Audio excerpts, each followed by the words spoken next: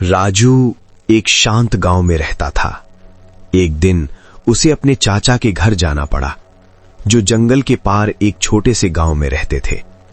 शाम को देर हो जाने के कारण राजू को पैदल ही उस सुनसान जंगल से होकर जाना पड़ा। गांव वालों ने उसे चेतावनी दी थी, रास्ते में कोई भी आवाज आए तो पलटकर मत देखना। राजू ने बात को मजाक में उड़ा दिया। जैसे जैसे वो जंगल में आगे बढ़ा, अंधेरा गहराता गया। अचानक उसे पीछे से किसी के चलने की आवाज आई, सूखी पत्तियों पर भारी कदमों की खड़खड़ाहट। राजू ने डर को नजरअंदाज किया और चलता रहा। आवाज तेज होती गई, जैसे कोई उसके बहुत करीब आ गया हो। फिर एक फुसफुसाती सी आवाज आई, राजू रुक जा। राजू का दिल जोर जोर से धड़कने लगा, लेकिन उसने गांव वालों की बात याद रखी, पलटकर मत देखना। पर डर के मारे उसका संयम टूट गया। जैसे ही उसने पीछे पलटकर देखा, एक बिना चेहरे वाली औरत उल्टे पैरों के साथ उसके पीछे खड़ी थी। राजू के मुंह से चीख भी न निकल सकी। अगले दिन जंगल के किनारे एक पेड़ से लटका उसका शरीर मिला। आंखें खुली थीं और मुंह पे ऐसे डर जैसा मौत भी डर गई हो। गांव वाले अब और सख्त हो गए, पलटकर मत देखना। अब ये सिर्फ चेतावनी नहीं, कानून है। लेकिन कहानी यहीं खत्म नहीं हुई। राजू की मौत के बाद गांव में एक अजीब सी चुप्पी छा गई थी। लोग अब शाम ढलते ही दरवाजा बंद कर लेते थे। राजू की छोटी बहन नेहा, जो शहर में पढ़ रही थी, जब उसे अपने भाई राजू की रहस्यमयी मौत की खबर मिली तो वो गांव लौटकर वापस आई। गांव की सीमा जहां खत्म होती थी, वहीं से वो जंगल शुरू होता था, जिसे ग्रामीण शापित गलियारा कहते थे। राजू की मौत महज एक शुरुआत थी। उसका शरीर जब पेड़ से लटका मिला तो उसकी जीभ बाहर निकली हुई थी, मानो मरते वक्त उसने कुछ ऐसा देख लिया हो जिसे इंसान का दिमाग सहन न कर सके।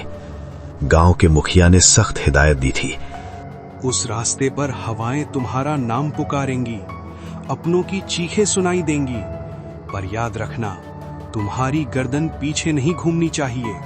अगर गर्दन घूमी तो समझो तुम्हारी रूह उसी पल उस औरत की जागीर बन गई। जब नेहा गांव लौटी तो माहौल में सन्नाटा नहीं, बल्कि एक भारीपन था।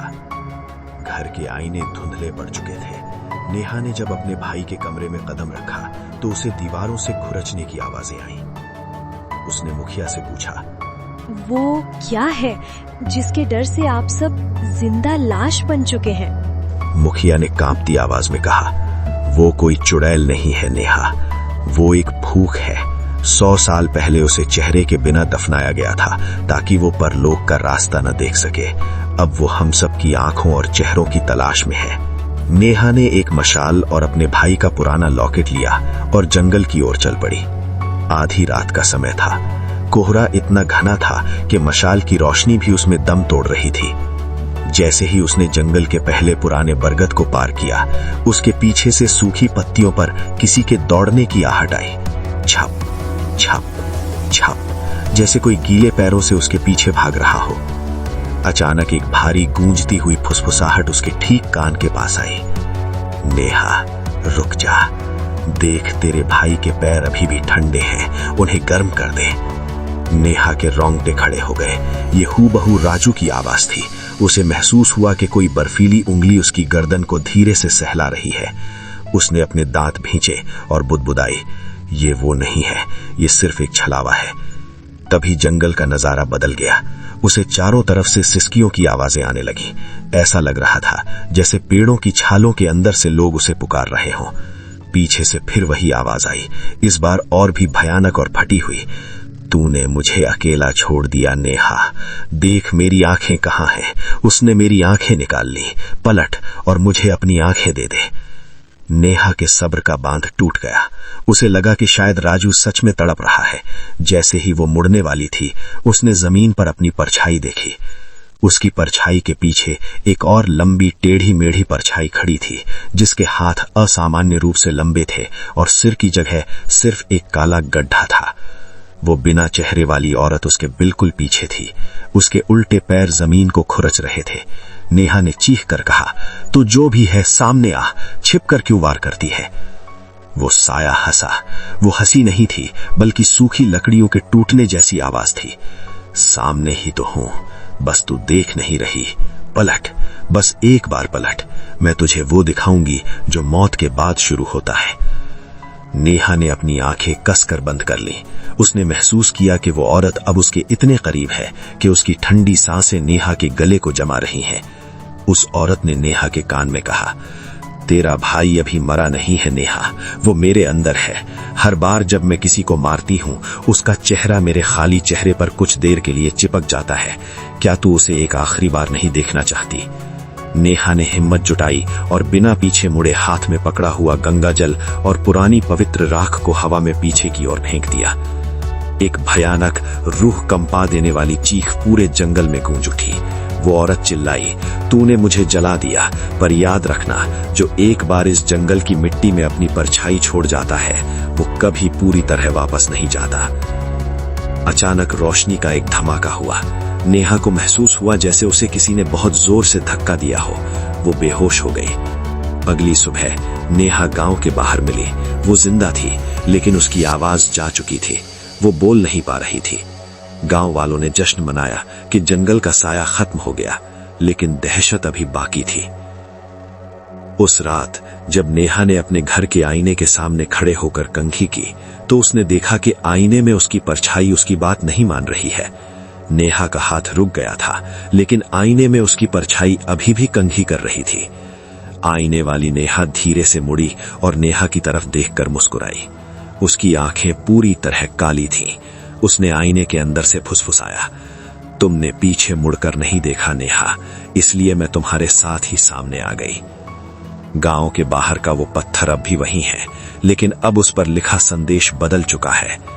अब पलट कर देखने की जरूरत नहीं, क्योंकि वो अब तुम्हारे अंदर है। नेहा के घर लौटने के बाद गांव को लगा कि बुराई खत्म हो गई है, लेकिन असली खौफ तो अब नेहा के भीतर पल रहा था।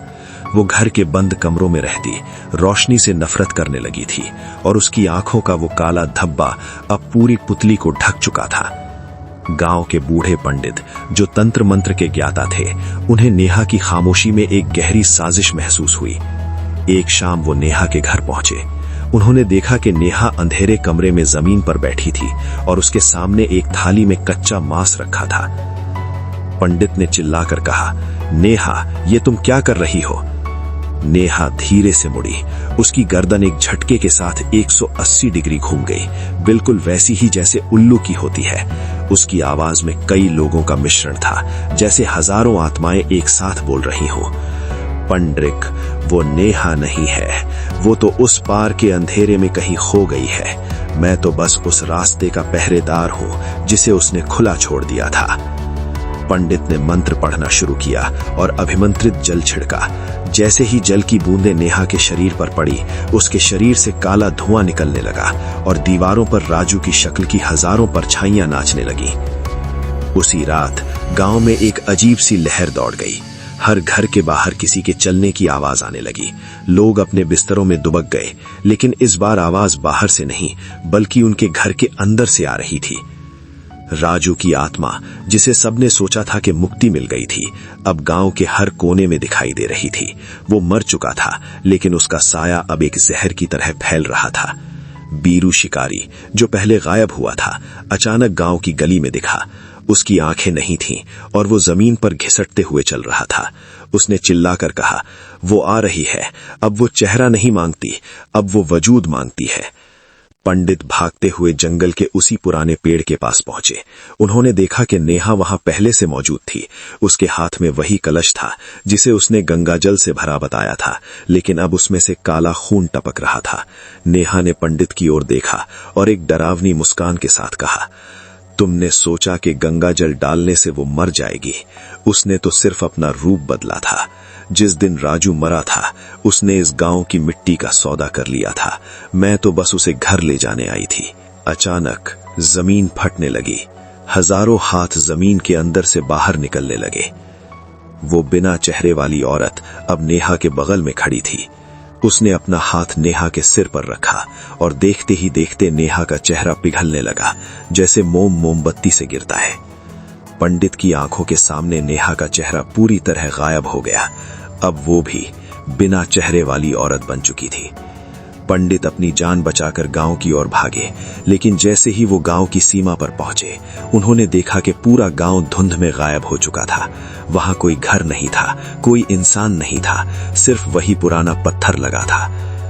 पंडित ने घुटनों के बल बैठकर रोते हुए उस पत्थर को देखा। पत्थर पर अब कुछ नया लिखा था, जो खून से लाल था। तुमने पीछे मुड़कर नहीं देखा, इसलिए हम तुम्हारे पास आ गए, लेकिन अब तुम जहां भी देखोगे सिर्फ हमें ही पाओगे। पंडित ने जैसे ही अपनी आंखें बंद की, उन्हें अपने ही भीतर से हजारों कदमों की आहट सुनाई दी। वो समझ गए अब पीछे मुड़ने की जरूरत ही नहीं थी, क्योंकि वो अंधेरा अब उनके दिमाग के अंदर घर कर चुका था। उपसंहार। आज भी अगर आप उस सुनसान जंगल के पास से गुजरे तो आपको एक लड़की दिखाई देगी जो बीच सड़क पर खड़ी होकर